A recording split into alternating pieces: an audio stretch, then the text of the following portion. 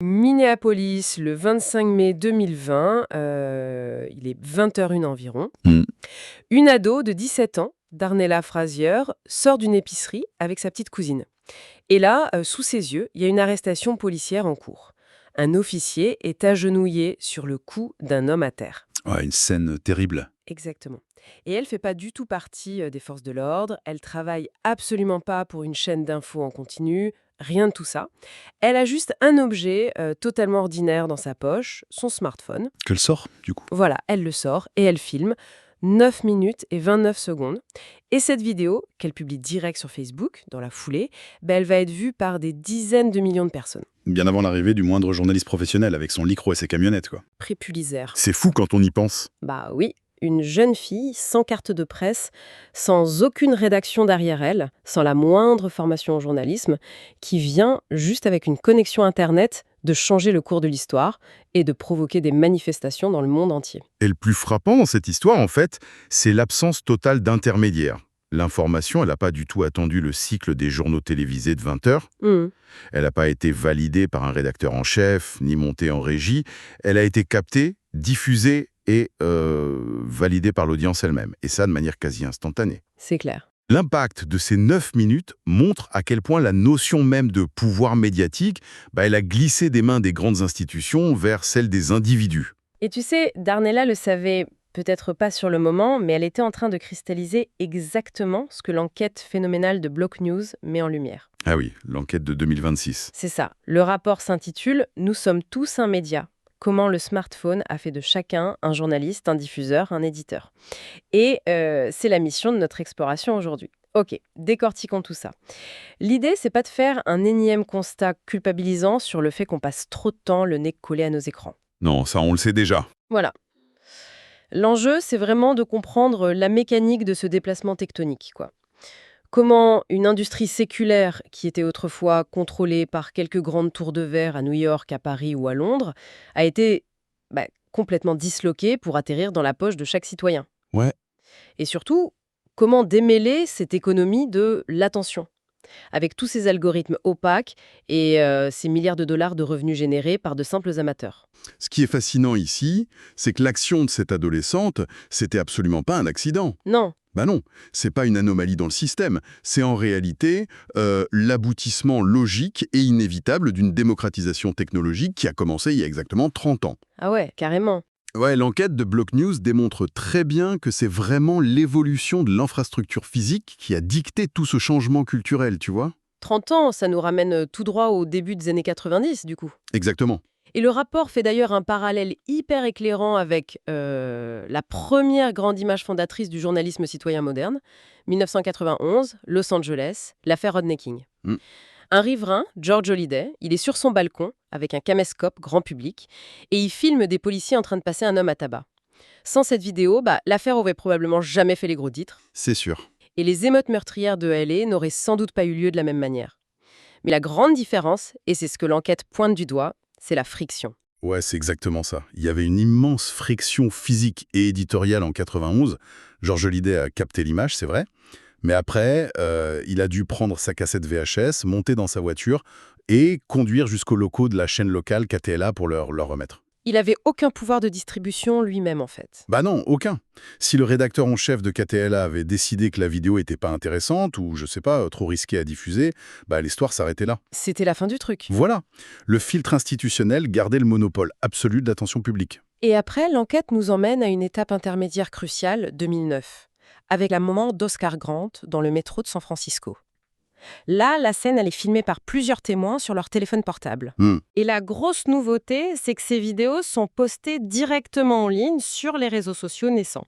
Et là, les médias traditionnels se réveillent avec une info qui circule déjà genre à des millions d'exemplaires. Et ils perdent l'exclusivité, quoi. C'est ça. Ils sont obligés de courir après une image qui leur appartient même pas. Et c'est le moment où la fissure dans le barrage devient vraiment irréversible. Et les chiffres de l'équipement mondial, ils permettent de comprendre pourquoi ce barrage a fini par céder complètement. Ah oui, les stats sont folles. En 2005, à peine 5% des adultes américains utilisaient les réseaux sociaux.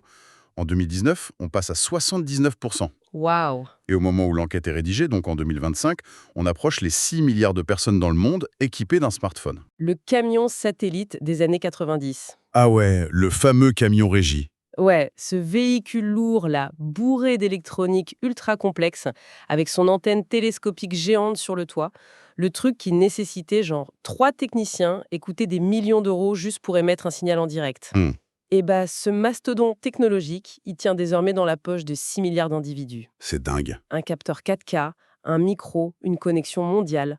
C'est fou quand on y pense. Mais attends, je vais jouer l'avocat du diable un instant. Vas-y. C'est vrai, on a tous cet outil, mais est-ce qu'être simplement présent sur un trottoir avec une caméra allumée, comme une sorte de caméra de vidéosurveillance humaine par pur hasard?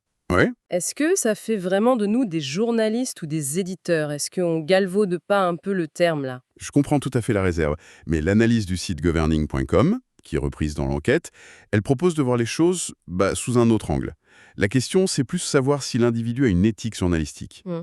s'il a vérifié ses sources, ou s'il sait construire un récit objectif. Tout ça, on s'en fiche un peu. La valeur, dans cette nouvelle économie de l'information brute, elle s'est déplacée de l'analyse vers la pure présence. C'est un changement de paradigme fondamental, quoi. Donc le simple fait d'être là suffit. Voilà. Par contre, je mettrais quand même une nuance.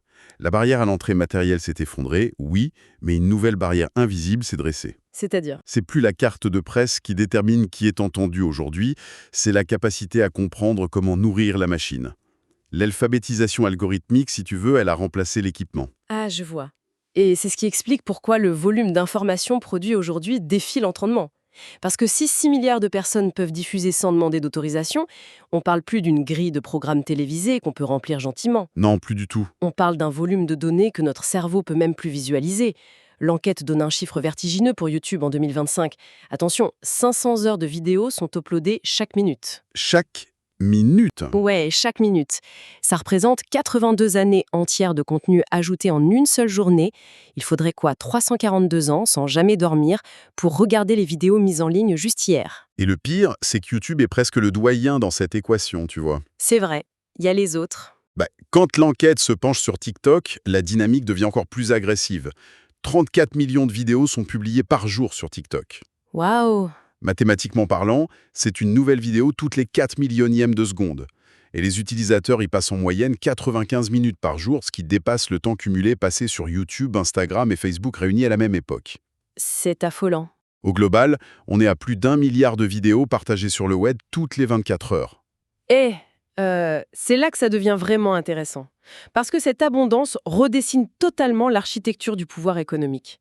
Si on pense à TF1, à la BBC ou à CNN, Hmm. ces empires, ils ont mis des décennies à construire des infrastructures, à négocier des fréquences, à investir des capitaux massifs.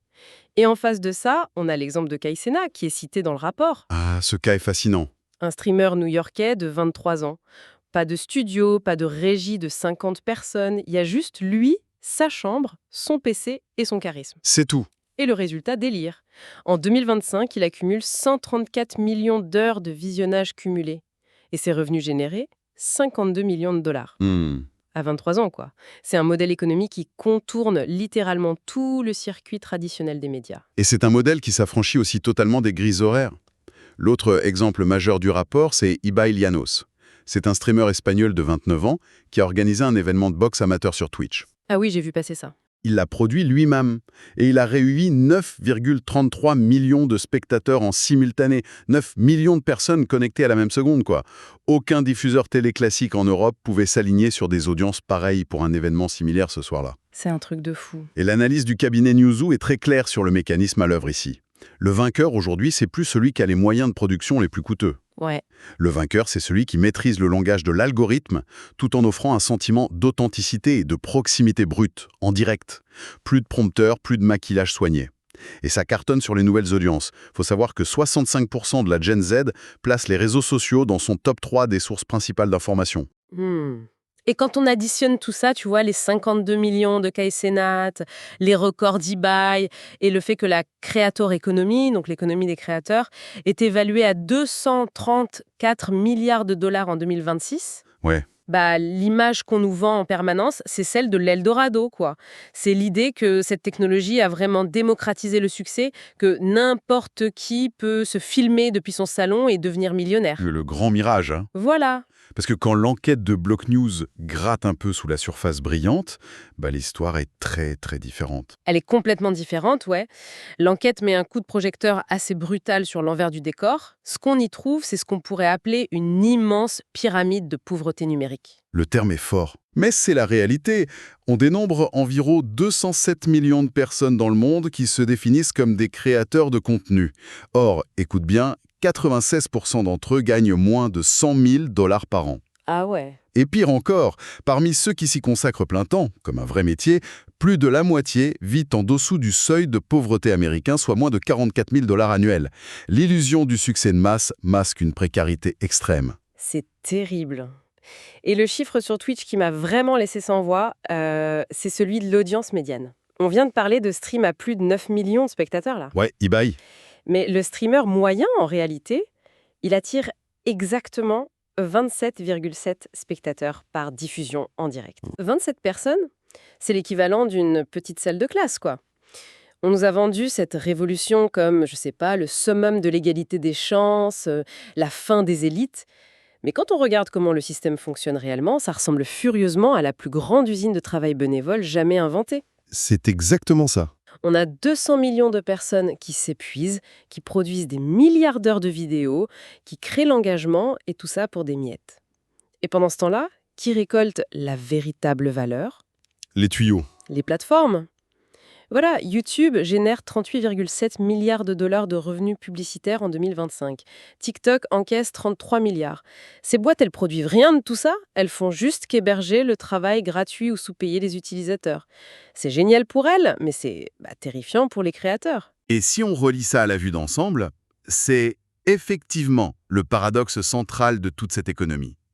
On a supprimé la friction pour télécharger des vidéos, ce qui a l'air d'être une victoire totale pour la liberté d'expression, Sur le papier, oui. mais économiquement parlant, retirer cette friction, ça servait qu'à alimenter l'inventaire publicitaire des plateformes. Chaque vidéo postée gratuitement améliore la capacité de la plateforme à retenir l'attention d'autres utilisateurs et donc génère plus de revenus. Et le créateur là-dedans? L'amateur puis poste sa vidéo, il possède aucune action dans cette entreprise. Il enrichit un propriétaire immobilier virtuel sans jamais posséder les murs de sa propre boutique. Ouais. Le système, qui se voulait super horizontal et émancipateur, il a mathématiquement recréé une concentration des capitaux, tout au sommet. Ça suit une loi de puissance où une infime minorité capte tout et laisse le reste dans l'anonymat. Les directeurs de chaînes aux cigares ont simplement été remplacés par des lignes de code algorithmiques. Et ces nouveaux patrons, ils sont invisibles et intouchables. Et c'est justement cette compétition féroce, tu vois, cette espèce de loterie où 96% des gens perdent, qui nous amène à la dimension la plus préoccupante du rapport. Ouais, la dérive des contenus. Bah oui, quand le seul moyen de survivre dans un océan de 500 heures de vidéos par minute, c'est de percer en algorithme impitoyable, ça modifie complètement les comportements humains. Ça crée une incitation systémique à produire le contenu le plus extrême possible. Faut choquer, faut publier vite avant les autres, quitte à sacrifier la vérité sur l'autel de la viralité. Absolument. Le site Digital Camera World soulève ce point très précis. L'instantanéité, c'est la plus grande force du journalisme citoyen, mais c'est aussi sa pire malédiction. C'est clair. Contrairement au système traditionnel, aussi imparfait soit-il, là, il n'y a plus aucun processus de vérification éditoriale. Le témoin qui filme un incident complexe dans la rue, la plupart du temps, il n'a ni le temps, ni la volonté, ni les outils pour contextualiser ce qu'il montre. Il veut juste les vues, quoi. Son objectif premier, c'est de générer une réaction émotionnelle immédiate. Et on sait, d'après plein d'études sociologiques, que l'indignation se propage beaucoup plus vite que la nuance. Toujours. Et en l'absence de tout code déontologique, la désinformation a structurellement l'avantage sur les correctifs. Le temps qu'un fait soit vérifié, la vidéo mensongère ou décontextualisée a déjà fait 3 fois le tour du monde. C'est effrayant. Et là où l'enquête de Block News nous fait vraiment basculer dans la science-fiction, c'est quand elle aborde la bascule technologique des années 2025-2026, avec l'intelligence artificielle générative. Ah oui, le gros morceau. On parle plus seulement d'un algorithme de recommandation qui pousse des vidéos qui existent déjà, on parle d'outils capables de créer eux-mêmes le contenu, de A à Z. Des IA qui rédigent les scripts, qui génèrent les voix, qui montent les séquences, ça remplace le travail de 5 personnes en quelques secondes, quoi. Ouais. Et d'ailleurs, ce qui est assez amusant, et c'est tout à leur honneur de l'admettre, c'est que la rédaction de Block News confesse utiliser ces mêmes outils pour agréger les données de leur propre enquête. Donc l'outil n'est pas le diable en soi, on est d'accord. Non, l'outil décuple simplement la productivité. Mais là où cette technologie devient un enjeu démocratique majeur, c'est dans la production de deepfakes ultra réalistes. Ça, c'est flippant. Le rapport utilise des mots très forts, qualifiant ces vidéos synthétiques d'armes de masse à désinformation.